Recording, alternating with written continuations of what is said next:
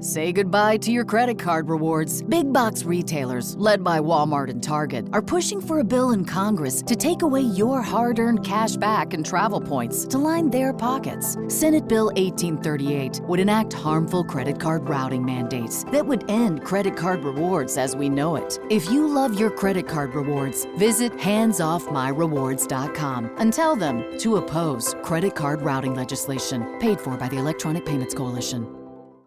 Let James Holland take you to places in history you've never been before.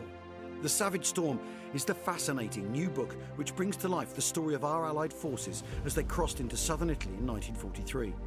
With unflinching and insightful detail, Holland places you in the heart of the action of this most pivotal and brutal battles of the war with Germany. The Savage Storm is out now in hardback and available from all good bookshops.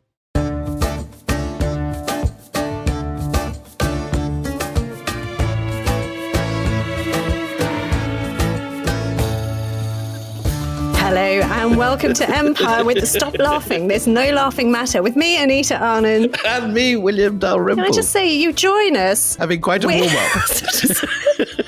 Don't people sometimes very kindly talk about the chemistry between us? I think it's been combustible. I just want to say that, I really don't mind the fact that you took 20 minutes to get your equipment working, and it's absolutely fine. And I in no way hold you responsible. It's absolutely fine. You are very lucky that you are in a different time zone, is all I'm saying, and on a different continent is what I'm adding. Because if there were a bar graph of the number of technical foolishness at the beginning of this, it is true. There have been a few power cuts on the farm. Power cuts, cups of coffee, trips to God knows where, not understanding that 9 o'clock is 9 o'clock. I mean, that's complete defiance of the laws of the time-space continuum. I don't know what you're talking about. No. Punctuality is my watchword in all things. Oh, just wait. Where are you, first of all? Where are you? You're not where you should be. So I am sitting in New York. What you doing there? I am about to go to a conference at the Metropolitan Museum about early Buddhist art, which I'm looking forward to tomorrow. Very exciting. And have been pitching a show on my new book to a museum here, which I still have to keep under wraps. But anyway. Well, you've done a bang-up job. Told 500,000 people. He's in New York and he's discussing a big show. And listen, look, this is very exciting because we are talking about things that are kind of unraveling around us in real time. Now, I mean, we're talking about the conquest of Central Asia, but if we just turn our minds just for a second to the Caucasus at the moment, because they are very much in the news. And this whole series is about Russia and the Russian Empire.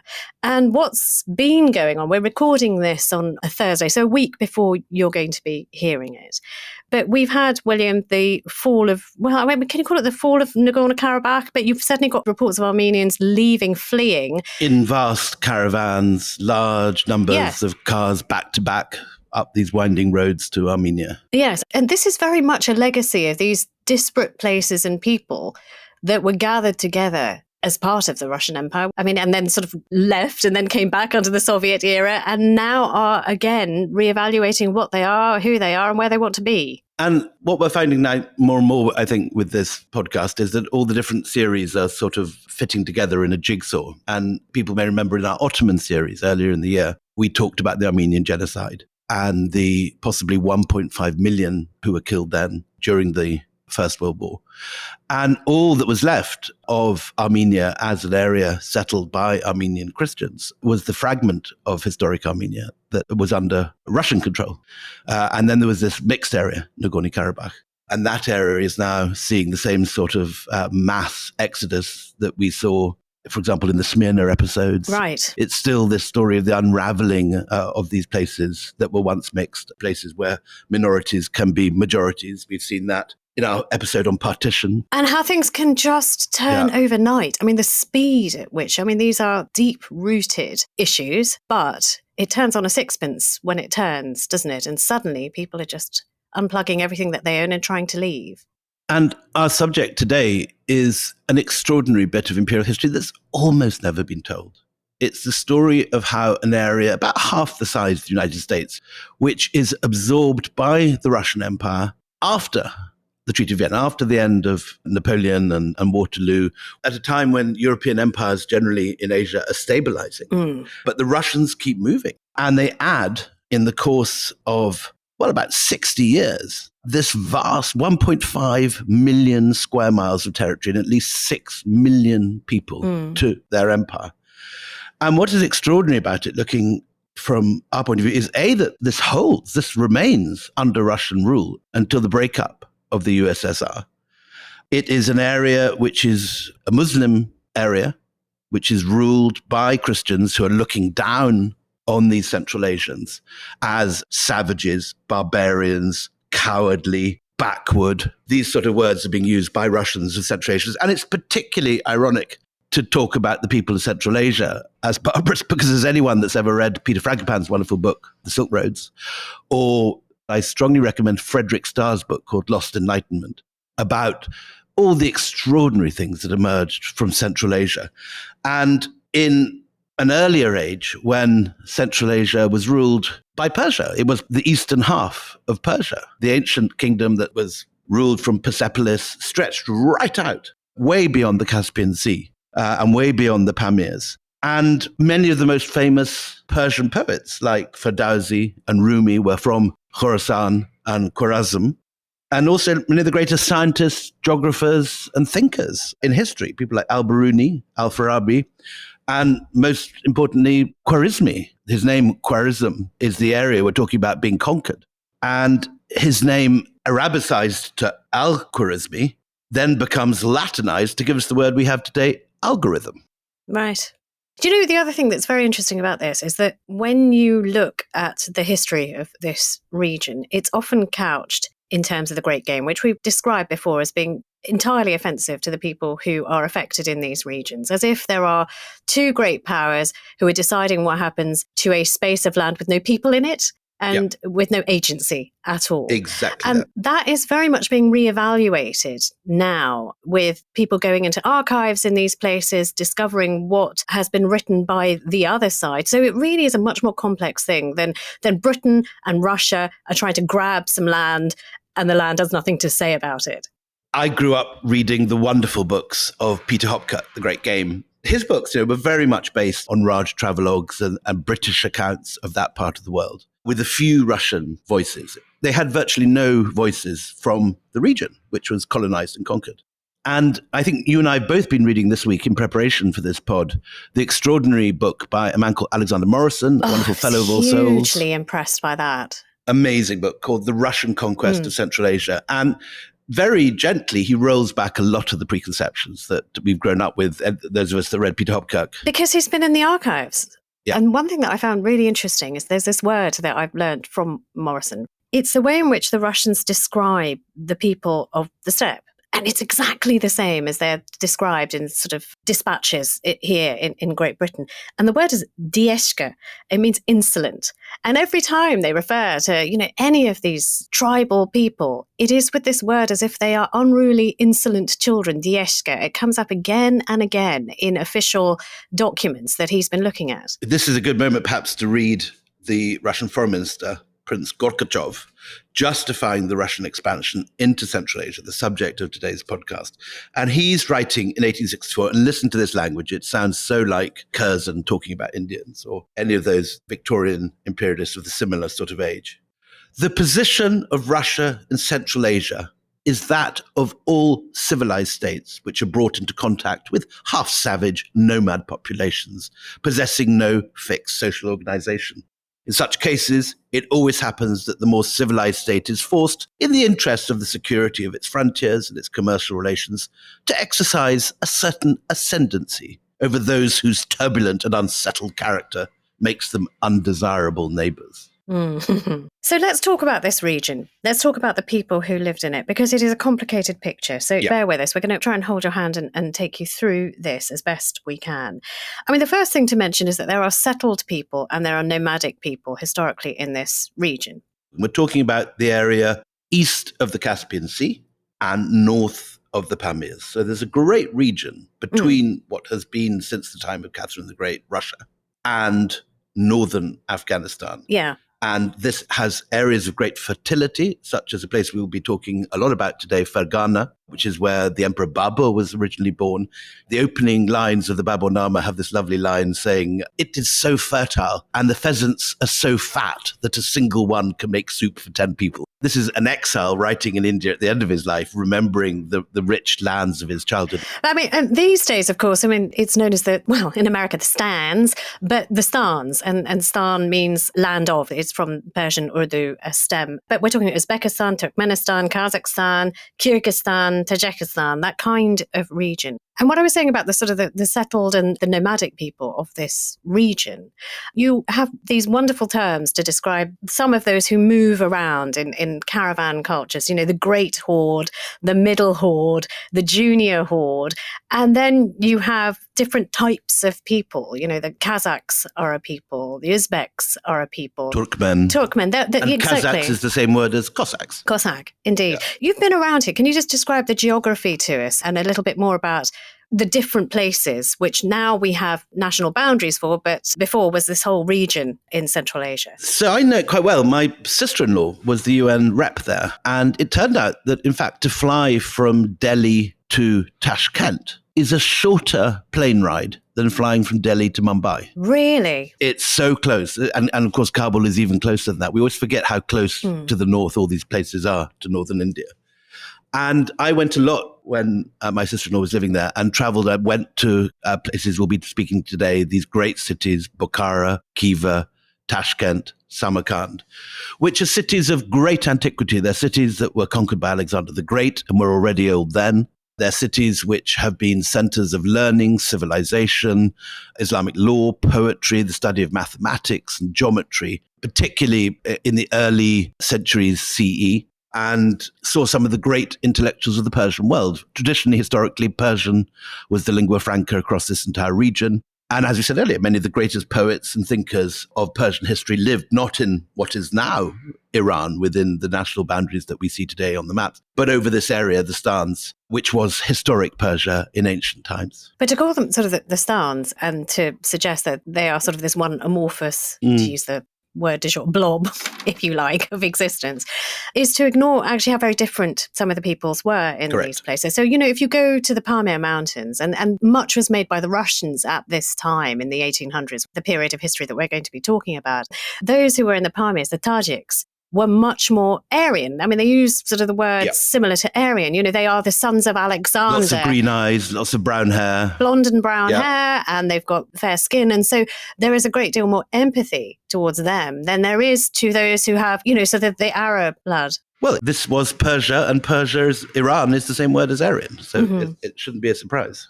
Shall we get stuck in then? We're talking about Central Asia for a while in this podcast. So this is a land of arid plains, deserts, and what is the interest? Why would anybody want to be here? Well, it's a fantastically fertile area. I mean, for example, Fergana, where Babur was from, which is east and south of Tashkent, is as gorgeous as Kashmir. And it's interesting because I'd always, having read Babur, thought of visiting this area. People warned me off in my 20s, saying it's now been turned into sort of cottonopolis by the Soviets. There are smokestacks and belching factories everywhere. But in fact, the cotton industry has completely disappeared now because the Soviets overplanted a monocrop. All the land salinated. They ceased to be able to grow cotton there. And there's a lot of now completely dead soil where the old Soviet factories used to be. But the factories have been dismantled. A lot of the areas returned to sort of pastoral farming with goats and camels too. And it's a most beautiful place to visit now. And geographically locate Fergana, for those who don't know. Where is it exactly? Fergana is between Tashkent and the Chinese border at Kashgar. So it's this last patch of fertile land before you enter Xinjiang and eastern China. This is all, as I say, to the east of the Caspian Sea and to the north of the Himalayas, the Pamirs, and Afghanistan. A vast region. There are natural borders here, thanks to mountains and rivers. But as far as Russia is concerned, the Orenburg line is very important. Now, remind us what the Orenburg line is. Yes, so the Orenburg line is where the Russian Empire stops, really, from the period of Catherine the Great for 100 years. And it is the line which, to this day, marks southern Russia from the Stans. And south of that, by the time we're talking about, which is now the 1830s, 1840s, 1850s, you have three major powers dividing this territory between them. You have the Sultan of Khiva, of Bokhara, and Kokhand. And these three are often at war with each other. But what is very important is that they are technologically very backward, particularly in terms of military techniques. Occasionally, sepoys fleeing British rule and wanting to make names for themselves make their way through Afghanistan and emerge and do a little training. But these guys are still really fighting with matchlocks and the sort of weaponry that the late Mughals were using in the late 18th century, which means, and this is the important thing, that it's very, very easy for the Russians to make mincemeat of them in any military confrontation. Although, I mean, you say it's easy, but they do have to get around, and they can't get around unless they have camels. And camels pose a little bit of a difficulty because, I mean, it's not just that everyone's got camels on tap, do they? Exactly right. Yeah. And you and I have both been reading Alexander Morrison on this, and he's very good on how it's very difficult to conquer this region, not because there's military resistance or magnificent fortifications to stop you, but because you have to move through thousands of miles of desert. And in order to move one camel through desert, you have to have another camel carrying its food. Right. And so you have these massively sort of exponentially growing camel caravans following. 2 camels per person. 2 or 3 or 4 camels per person. Yeah. And then the more camels you have, the more camels you have to support the camels. So even a small force of 1,000 or 2,000 men needs 20, 30, 40,000 camels to carry. And it's not an easy thing to gather 20,000 camels. I mean, there is no place called Camels Are Us where you just turn up. I mean, you have to round these things up. And it takes months. And then you have to get the fodder to feed them, and you have to feed them up. So in all this, if they can get through the desert and through this very inhospitable territory, the Russians know that quite a small, highly trained, militarized force with modern weaponry and canister shells and so on can destroy an army very easily. Getting there is the main problem. So let's talk about the really important characters during this very pivotal period, the 1850s, 60s and 70s. So we've got now a new Tsar who is in charge. This is Alexander II, who Orlando Figes told us in a previous episode was known as Alexander the Liberator because of what he would do for the serfs of Russia. And this is a young man who has grown up overpowered by a very dominating father, Nicholas I, authoritarian, militarily obsessed.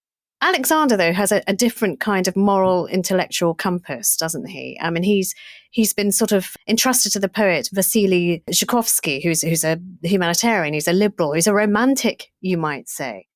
And I think this is something that Sebag mentions in his writing. He was the best prepared Romanov Tsar. And so even though he was quite emotional and at times absent-minded, he sort of had the best of every world and enough facets to deal with a modernizing world. Exactly that. And one of the things that baffles historians studying this is why do the Russians end up conquering Central Asia under this man who's not a sort of a gung-ho military imperialist? How is it that these tens of thousands of miles are conquered during his rule? Historians have offered various ideas of why the Russians would want to move these camel caravans. Go on, tell us about the cotton canard. The cotton canard. Tell us. So the old Marxist view is that everything is driven by the industrial complex and that the Russians wanted to conquer this whole entire region in order to sell their goods and grow cotton. But it doesn't seem to work historically because in the 1830s and 40s, when this conquest is being made, cotton is not yet big business in Russia. The dates are wrong. It just predates it completely. Yeah. This is a retrospective explanation saying we aren't really imperialists. We just tripped into an empire and it just doesn't hold water. And the second idea that they want it to expand their markets doesn't really work because there's never been more than about apparently 2.5% of Russian exports going to Central Asia. So that idea doesn't work.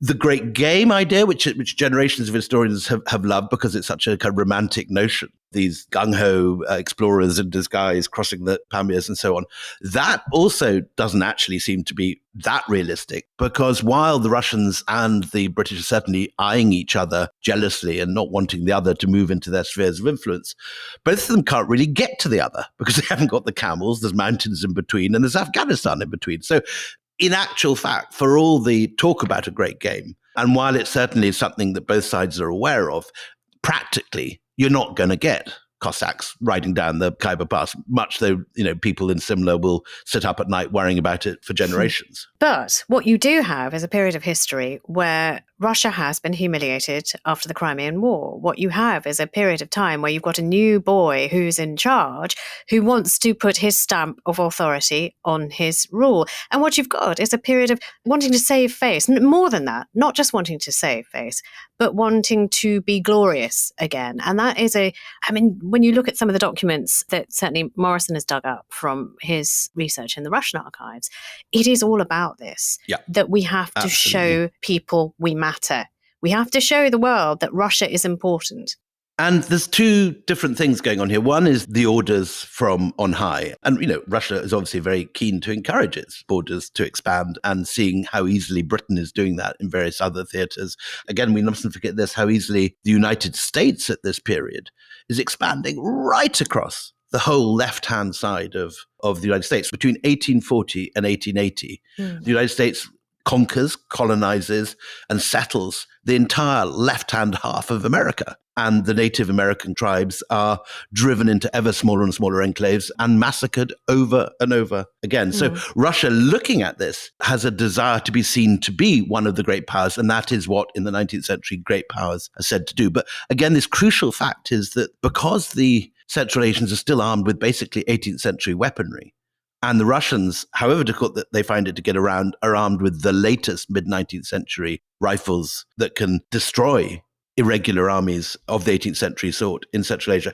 And Morrison gives a figure. He says that in the entire conquest of Central Asia, 6 million people in 1.5 million square miles, Yeah. only 677 Russians are killed.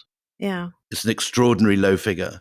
And so when you have the ability to do that without any cost, they will do it. Well, look, Alexander the Liberator, this new Tsar, he appoints a very young man in the form of 26-year-old Count Nikolai Ignatieff, who's going to lead this secret mission in 1858 to Central Asia to discover just how far they might be able to push out and how far the British have already pushed in the region.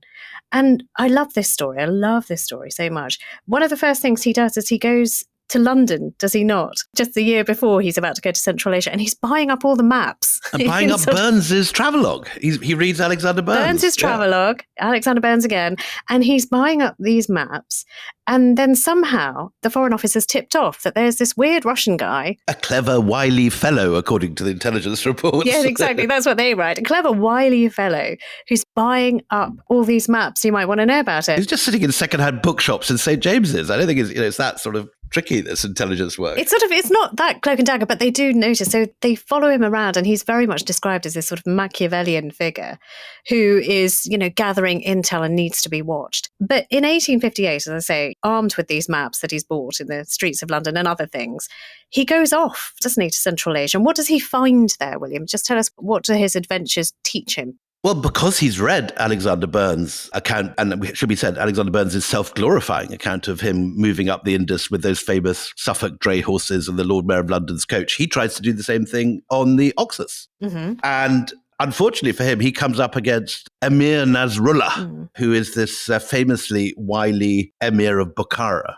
And Nasrullah gets a very rough character assessment from a lot of the Raj travelogues. He's killed two famous British explorers called Stoddart and Connolly, who get to Bokhara, and they are beheaded in 1842 when the emir hears about the retreat from Kabul and how the British can no longer exercise any power. And he just cuts the head off these two people after keeping them for a long time in this famous pit in Bokhara. And Ignatieff decides to court this guy. I have to put in here the famous thing that the Uzbek slavers do. We had that whole series on slavery without actually doing the slavers of Central Asia, which is an entire series. And it's one we could have actually spent an episode on very profitably because it's an extraordinary story. But the particularly nasty thing that the slavers of Bokhara perfected and the Uzbek slavers were famous for was they used to do slave raids on northern Afghanistan, on areas like Mazar Sharif and Balkh.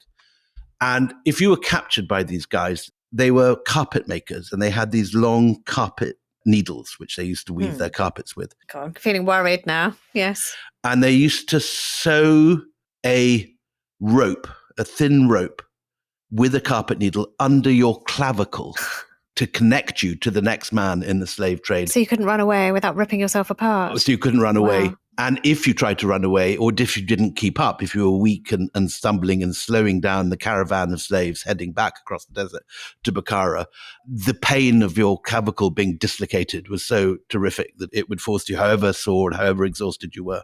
And if you were tied, for example, to the back of a saddle and stumbling with your hands tied in front of you. So they were a particularly nasty bunch of slavers. Can I just say, people can be so rubbish, can't they? Certainly can. I mean, but this is the just sort of astonishing. thing, and it's true. And Emir Nasrullah is actually enslaving as well as a lot of Afghans and selling them in the slave markets of Central Asia. He's also enslaving lots of Russians.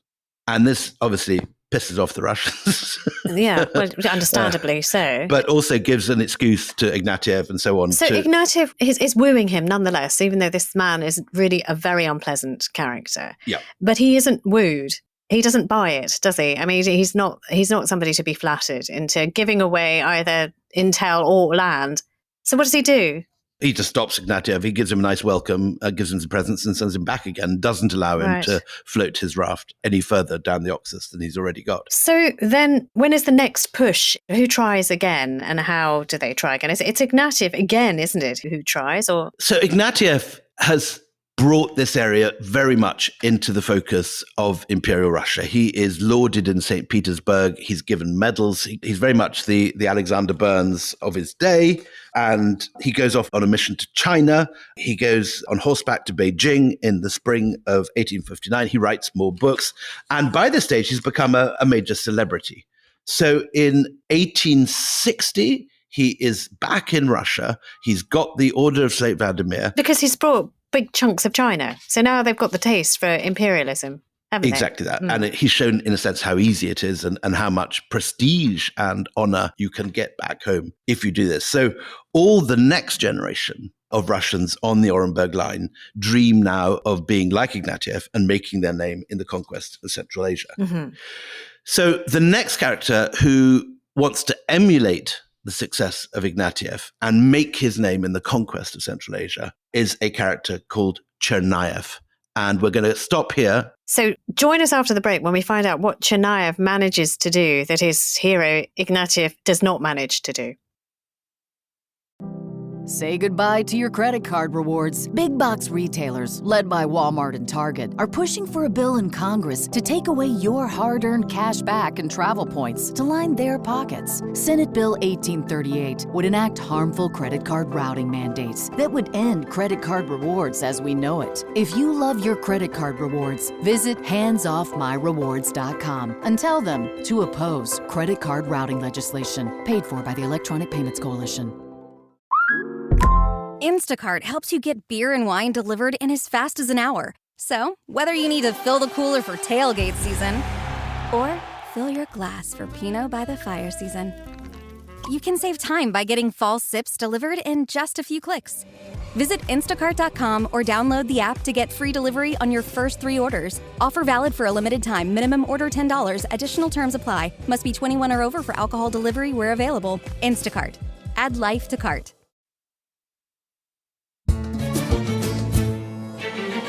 Welcome back. So just before the break, we were talking about the birth pangs of what will become a huge imperial drive in Russia with Ignatieff, who has had his eye on Central Asia but failed to capture it. So goes off to China and takes chunks of that instead. But it has started off this appetite within imperial Russia that, actually maybe we can get Central Asia as well. Maybe that could be ours as well. And 1865 becomes a very important year. And I think we should just focus on this place, Tashkent. Now, first of all, just tell us where Tashkent is and why it's important. So at the beginning of 1865, the southern border of the Russian Empire is still at Orenburg. And Tashkent is no less than 1,000 miles south of that. But it's very difficult territory. It's desert. It's difficult to get troops through it. And now this character, Chernayev, General Mikhail Chernayev, who's an ambitious, impulsive veteran of the Crimean War, who's used to using the new rifles, canister shot, horse artillery, all that weaponry that Orlando Figes was talking about being developed in the Crimean War. He's willing and able to take this new technology south 1,000 miles to Tashkent. So Chinaev is a really interesting character because he has failure and success woven into his DNA. His father was one of those who was successful against Napoleon. So, he has those great victories and the clanking of medals in his family. And yet he was active during the Crimean War where Russia felt humiliated. So here is a man who wants to prove himself, who wants to, restore the honor that his father had brought to the family in many ways. And he hasn't got a very large force, which is really interesting, to adventure into this region. What's it? Only 1,300 strong. This again is very much par for the course because while they've got the modern weaponry, they haven't got the railway. They haven't got the modern transport. Mm-hmm. So they've got mid-19th century weaponry with all its ore and shells and artillery and all that kind of thing. But they're still moving on camels through the desert. And so there's two different centers of power that Chinaev is eyeing up. Emir Nasrullah is in Bokhara, but he decides to go for Nasrullah's great rival, who is the Khan of Kokhand. And I've been to Kokhand. It's in Fergana. There's this wonderful palace with successive courtyards full of all knickknacks imported both from Russia and from British India. And the Khan of Kokhand has captured Tashkent. Now, Tashkent is one of these ancient caravan cities. Tamerlane took it. Babur's uncle is buried there. Lots of wonderful architecture looking very like Mughal Delhi. And it's this that Chinaev aims for. He's going now for the Khan of Kokhand. I mean, on paper, it doesn't look like a sensible idea, does it? There are 30,000 troops defending Tashkent. Yeah, and he's only got 1,300. But he knows that they've only got matchlocks. Yep. Yeah, exactly. There's just a superior firepower that he has at his disposal. What is also interesting is that those numbers do not look good to the Tsar, who says, "What are you doing?" And he sends a telegram saying, "Just come back. This is not a good idea. Do not, I repeat, do not go and attack Tashkent with those kind of numbers." But Chinaev knows this telegram probably contains this order, so he doesn't open it. He just leaves it sealed and doesn't tell his staff that he's had a direct order from the Tsar, which he suspects is a don't do it. And he just leaves it unopened, thinking that actually, you know what, if I can just do this, I can be glorious like my father. And Chinaev sets off from Orenburg with an amazingly small force of 1,300 troops, knowing that he's going to face people of about 10 times that number in Tashkent. And his first engagement is a place called Auli Atta. And that falls almost without a single casualty, because as he casually remarks in a letter to his father, it was raining and the Kokhandi garrison's matchlocks were left unusable. That's it, just soggy weather. Same thing at Plassey. At Plassey, the British had tarpaulins, which they covered their artillery, and the Mughals didn't. And that's what won the British Bengal. It's what gets Chinaev all the way to the walls of Tashkent. But once he gets to Tashkent, he finds this is one of the great ancient fortresses of Central Asia. There are huge numbers of defenders, and he starts a siege. He cuts off the water. He does all the things that he's supposed to do, and he's still only got now, just over 1,000 troops. What does he do? So he decides just to go for it. He has scaling ladders, and there's an incredible piece of luck when they make their assault. They first of all organize a distraction. A small force pretends to be attacking the back, so all the defenders go round to the back of the city. And as they're moving forward in the moonlight with their scaling ladders in the ready, they see a single sentry standing outside the walls. And this raises Chinaev's suspicions. And they capture the man, and they ask him what he's doing there, and they prod him with their bayonets, and he reveals that there's a secret passage hidden on the outside of the walls, covered by felt. So no one can hear anybody. Oh, interesting. Which leads into the city, and it leads up to a platform on the walls. So just at the moment that the guns start going off on the rear of the city, and all the defenders are drawn off in that direction, the Russians slip into the city like the Greeks into Troy. They capture the walls, and there's this terrific fight. And there's this figure in all the accounts, the priest. Oh, Father Malov. Father Malov with his crucifix. Tell us about Father Malov. Yeah, he's amazing. is armed only with a large crucifix that he bonks people on the head with, and apparently stays after the conquest of Tashkent for the rest of his life, trying to make conversions to Orthodox Christianity in the city. But this, again, is one of these classic colonial conquests of a basically unarmed people, or people armed with weaponry so antiquated that it just can't stand up.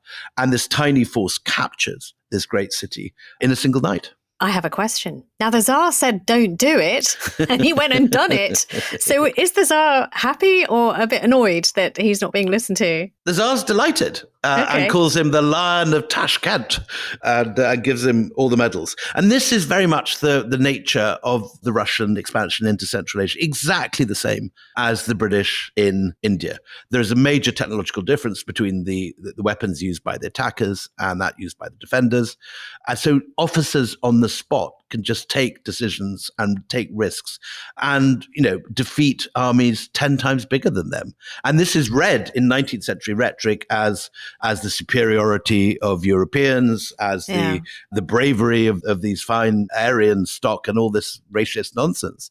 In actual fact, it's just that one lot have got 18th century weapons, the other lot have got mid-19th century rifles that can fire at double the length. And when you have these set-piece battles that follow for the capture of the next group of cities, Bokhara and Samarkand, you have exactly the same thing happening, that these guys simply cannot defend themselves. And particularly this matter of range, if the army lines up, the matchlocks fire about 200 yards, but the modern Russian rifles can fire half a mile, and they just stay out of range of the defenders and shoot their way into them. Yeah, and they don't mind if it's not a sunny, lovely day. They can do it in any weather.